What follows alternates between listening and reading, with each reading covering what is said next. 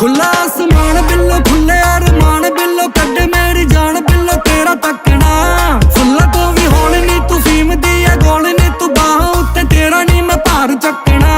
फस गई गरारी पतलों नू अज पटने लई ले लिया फरारी पतलों नू अज चकने लई मैं सड़ाउणा खुला जद तक तू नी मनना मैं उठ जाने वारी मैं खिच ली तैयारी ये